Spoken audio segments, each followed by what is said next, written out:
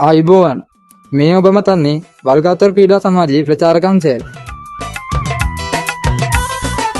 35 වන වරටත් සංවිධානය කරන මහා බක් මහවුලක කොහෝ කොහේ ඉඳන් පුහු කියනවදෝ අපේ ගමේ රබන් පදේ නුඹට ඇහෙනවදෝ ගමාරහා දිවීම, ඉදිකටුවට නූල දැමීම, අලියට ඇස තැබීම මෙවරත් බක්මස 15 වන දින ගමේ වැව් තවුල්ලේදී පැවැත්වේ.